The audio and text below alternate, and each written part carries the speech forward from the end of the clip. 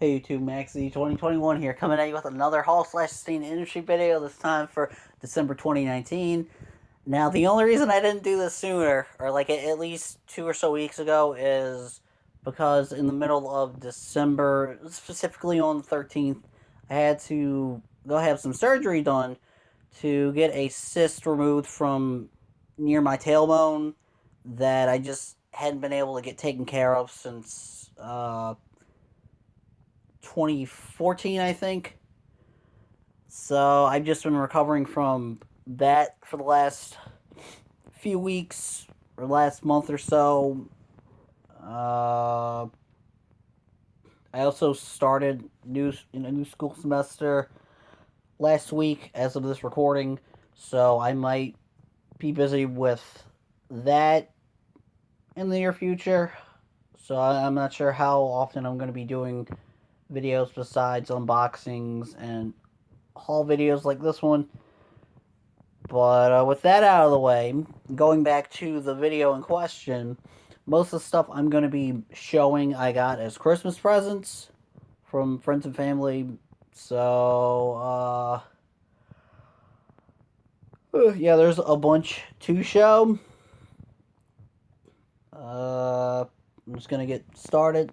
First up, I got this little Meatwad thing that this guy in my sculpting class last semester. He was also taking intro to ceramics, and both classes are being taught by the same guy. And the dude ended up making this little meat wad thing for me. He said he was gonna do one for the other two of the main trio from Aqua Teen Hunger Force, but he didn't have enough time. So yeah, I thought that was pretty cool. Next up, I got a big set of acrylic paints and some brushes. It's got three trays of paints. You got like reds and yellows, and then you got more greens and some other reds and stuff.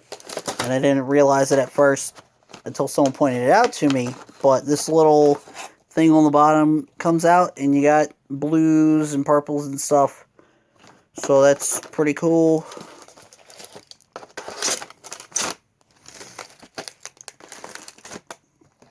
Coincidentally, I was considering getting into uh, the hobby of model kits, or like specifically the kind that you gotta actually paint.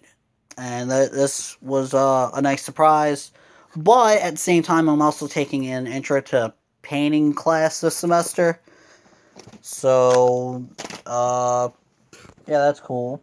The same people that gave me the hat, I mean, not that, same people that gave me the paints gave me this hat. It's got like tassels, a little mohawk thing. Oh no, she's going crazy. No, no, don't mess with the hat.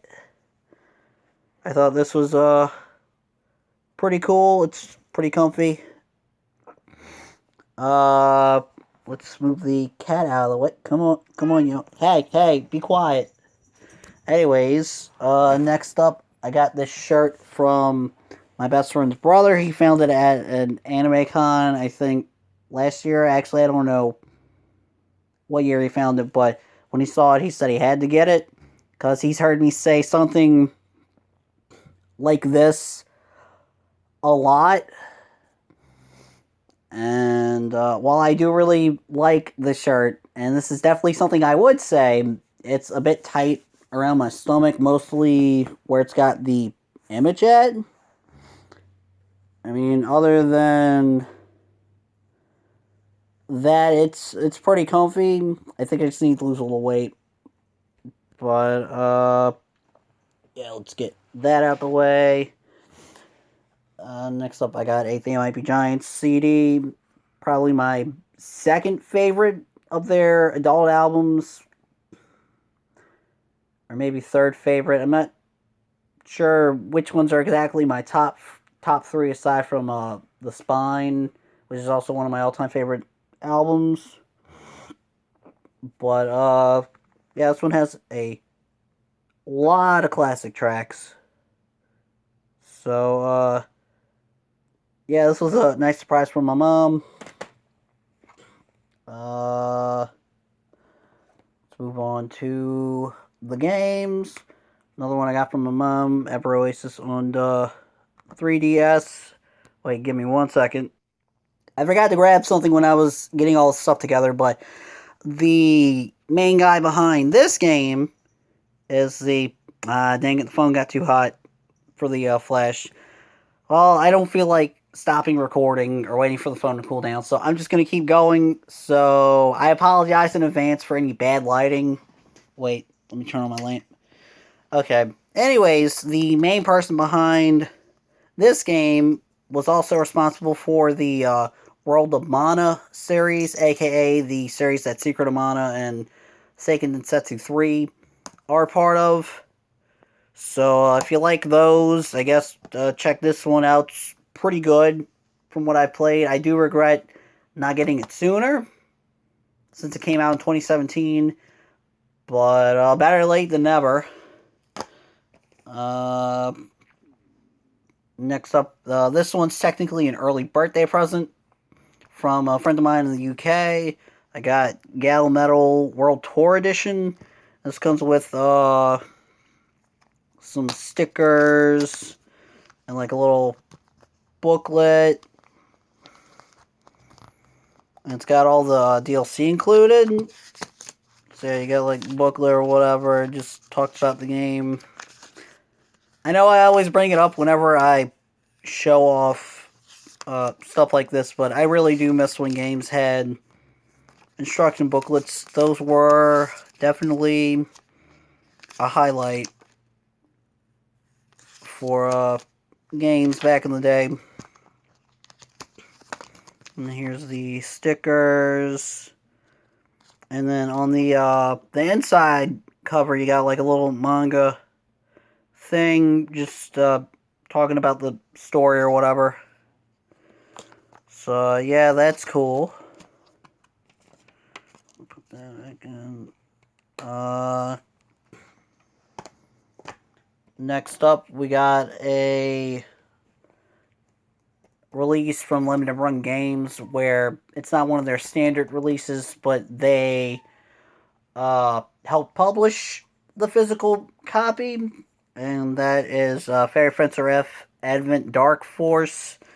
Now, the thing about this specific release, or specifically the Switch port of the game, since this was a port slash remake of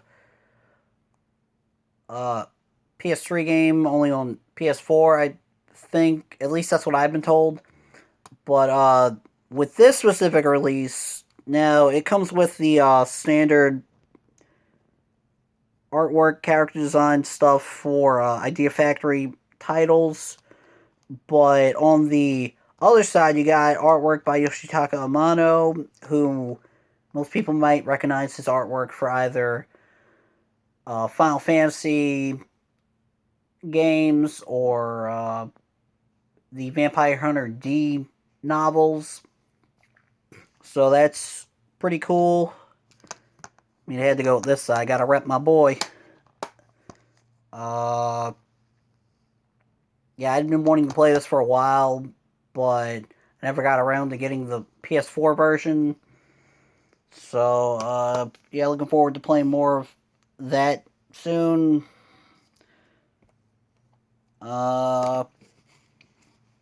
Next up, we got Collector's Edition of Disgaea 4 Complete Plus, which I did an unboxing for. So if you want to know what's inside the box, go look for that. I don't remember if I showed the reversible cover art in the unboxing. Wait, yeah, I'm pretty sure I did, because I remember showing the poster that came with it. But, yeah, there's the cover art that comes with the game when you buy it. And then here's the reversible cover art. I'm pretty sure for all the Disgaea games, at least in Japan, they use this specific kind of artwork for the Japanese releases or Japanese box arts or whatever. Oh wait, I gotta put the stuff back in the case.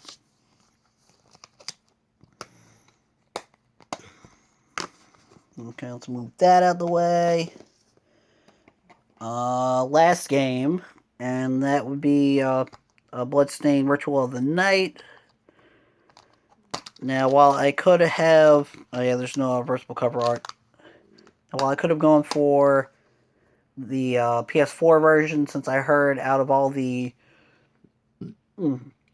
versions that are on console, that's the most stable one, I decided to ask for this version instead, since I play on my Switch the most out of all my other consoles or whatever. But yeah, people were definitely right when they said this is just like Symphony of the Night if it were made nowadays. And I mean, I love that game, so I knew I was going to be in for a good time when I started playing this.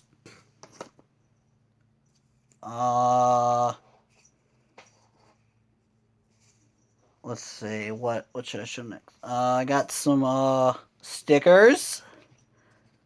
Might as well end the non-anime and manga stuff with some stickers. So, yeah, there's some stickers. That's cool.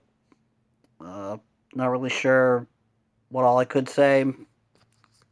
But, yeah, I'm always down for more stickers. Next up, I got the most recent release of the original Ultraman on Blu-ray. This is a Steelbook release.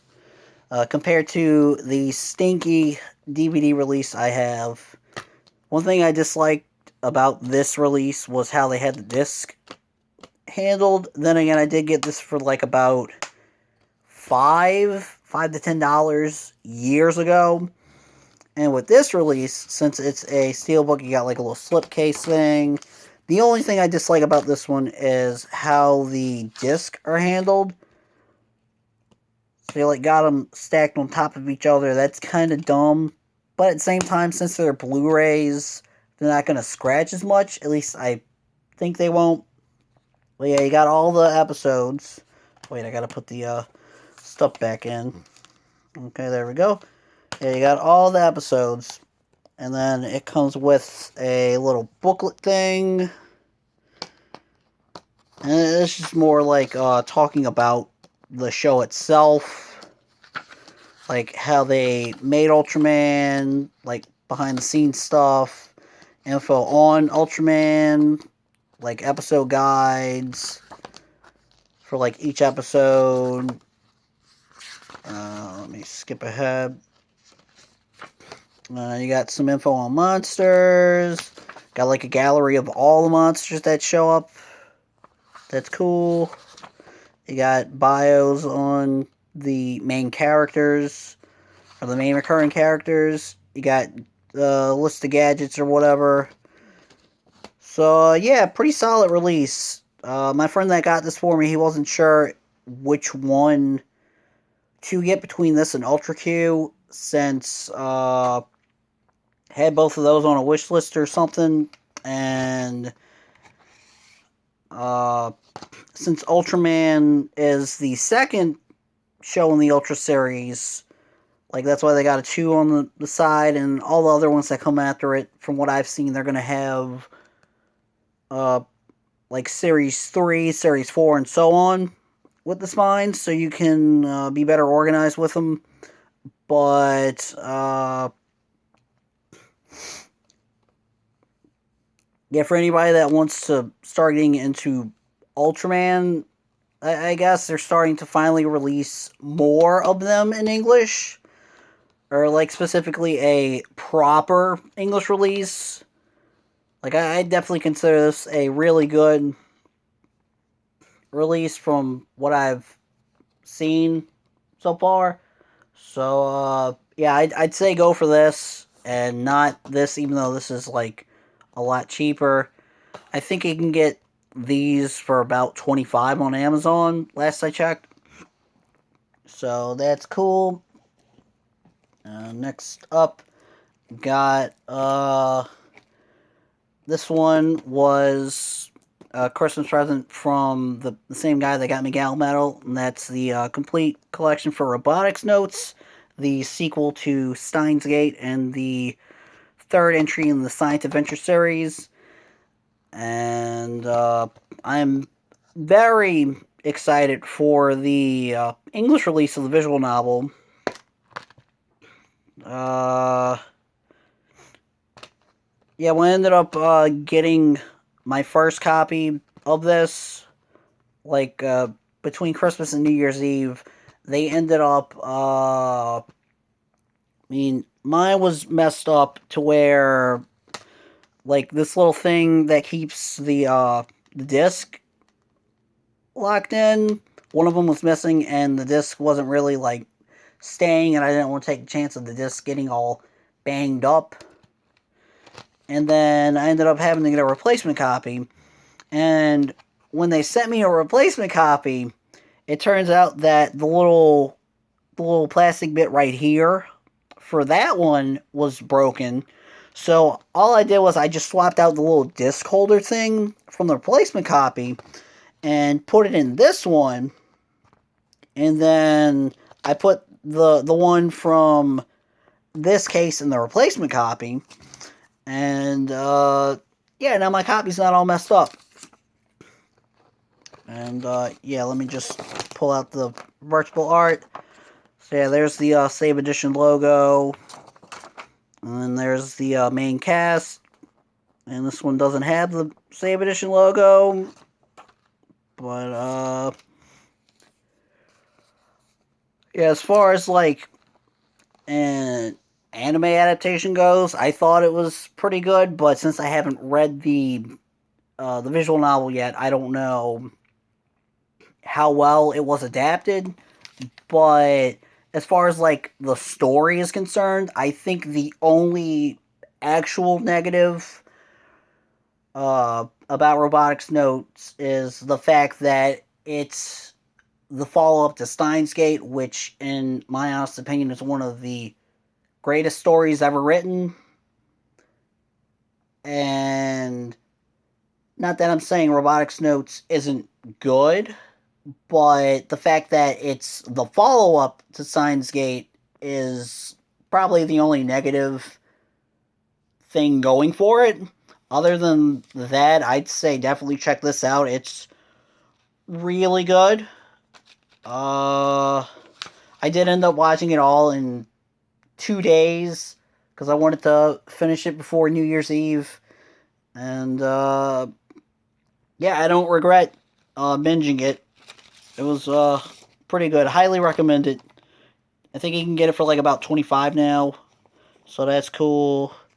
I just realized I forgot to grab something else, so give me 1 second. Oh, hey, the flash is back on. Anyways, so next up, I got one of the Girls on Panzer OVAs. Now, the thing about this specific OVA is that in the original show, which is really good, I also highly recommend it. In the middle of the show, there's this one tank battle where it doesn't show you the actual battle; it just shows you the results with the showing you which team won. And so what they did was, at least I think what they did was they decided to take that specific tank battle and animate the entire thing. Hence why we got this is the real Anzio battle OVA. I haven't had a chance to check it out yet, but the cool thing about this one is that during a Sentai Filmworks Black Friday sale, I was able to get this for about $2.99, and then after shipping and handling, it was about $6. So, yeah, that was a really good price. I felt I couldn't pass up on that. So now all I need is the other OVA collection, and then the movie, and then the mangas for the series, and maybe some of the games. At least the ones that I can play in English or not have to worry about reading Japanese or whatever. But yeah, I'm really looking forward to watching that OVA. Next up, and this is going to be the last of the anime, I got some Gynex goodness. Rest in peace, Gynex. Got Fooly Cooly from my mom for Christmas. And then I got the Gunbuster and Diebuster compilation movies. First off, I don't know why it took me so long to get Fooly Cooly or own it, I guess. Like, it's one of those things where I've watched it plenty of times over the years. And it wasn't until right before Fooly Cooly 2 and 3, or Fooly Cooly 2 aired, where they did a marathon of this one, and I finally got a chance to watch all of it in one sitting. But yeah, not sure why it took me so long to actually own it. As for the compilation movies, I've said it before when I did that like really short unboxing video for these, but if it's your first time watching either Gunbuster or Diebuster, I'm going to highly recommend to just stick with the OVAs, because with the movies, since they're compilation movies, they basically edit stuff down to where you're like watching all of it in just like one continuous thing instead of having to like sit through the opening and endings and the eye catches or whatever. And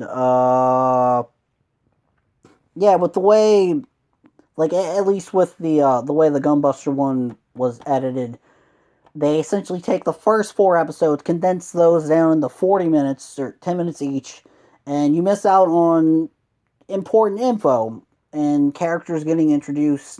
And I think the main thing they were going for was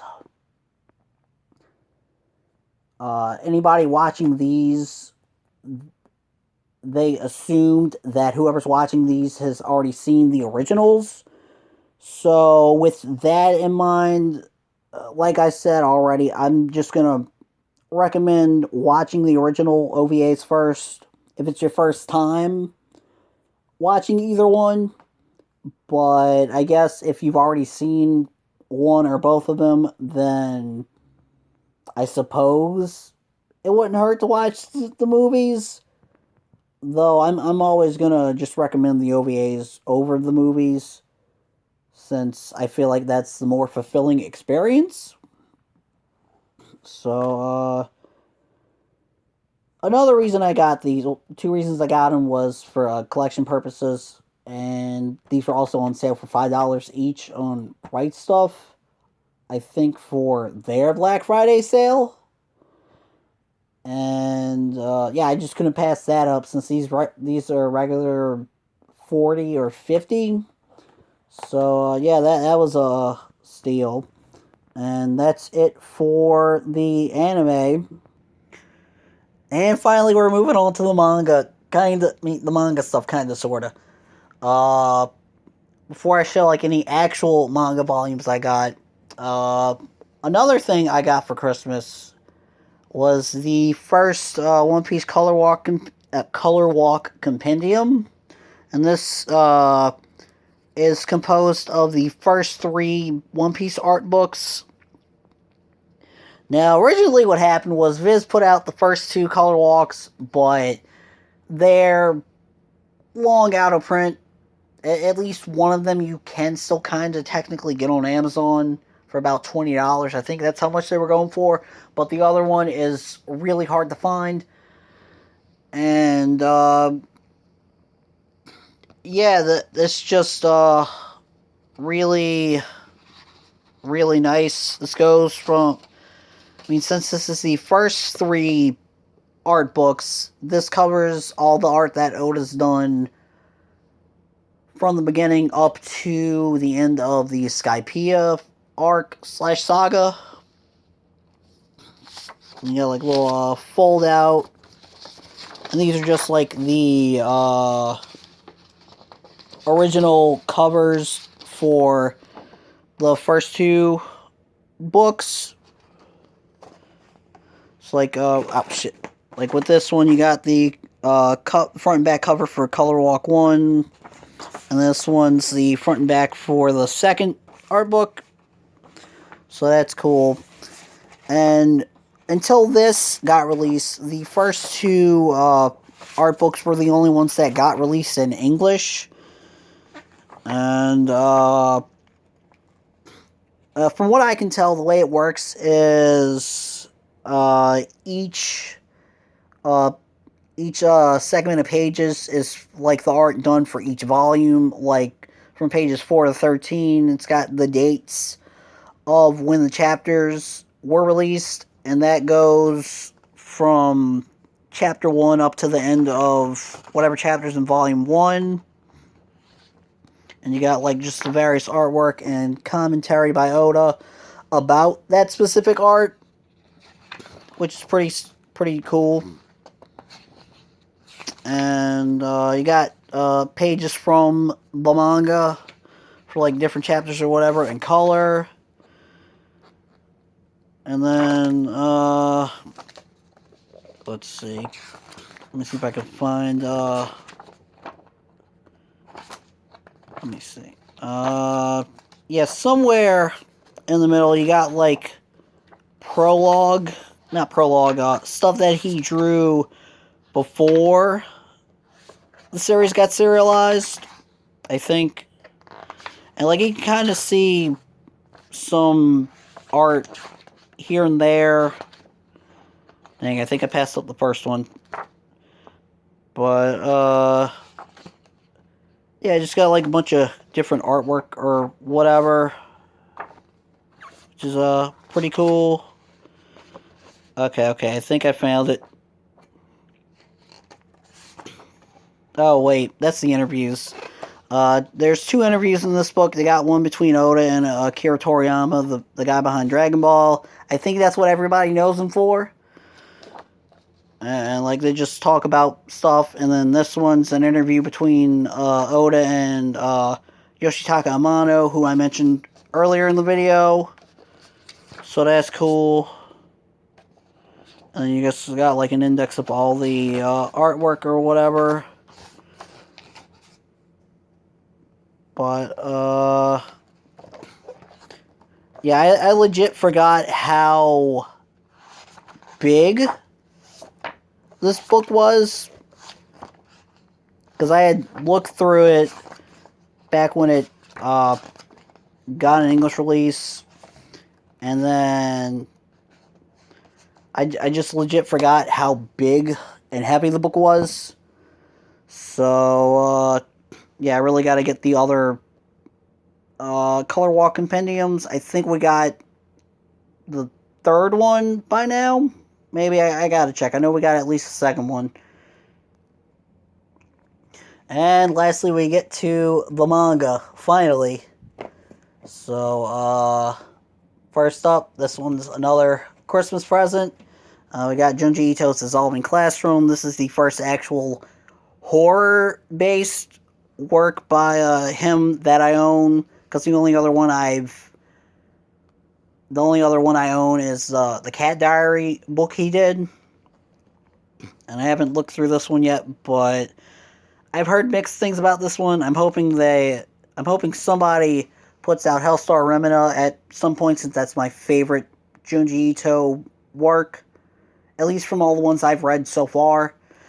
But yeah, looking forward to getting to this. Got the manga adaptation of the Madoka Magica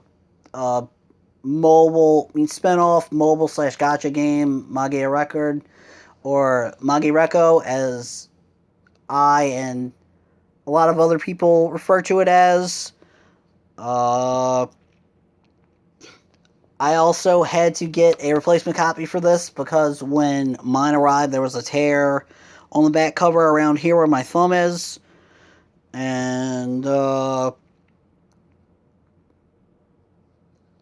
I think this started back in 2018, and it didn't come out until New Year's Eve for 2019. So, yeah, it took about a year for this to come out over here, but the game actually got an English release last year, and I've been playing it since it launched, and yeah, it's pretty good. I mean, I don't know if I like it more than Faker and Order, since I've also been playing that since that started, but there are things in Magireko that I do think are handled a bit better as far as like the actual gameplay goes. Next up, we got Kaiji, and now I can finally do the Kaiji and Girl Kaiji joke that I've been wanting to do since I got Volume 1 of Kakagurui. Since both of them deal with gambling, except Kaiji's a guy and Yumiko's a girl. And yeah,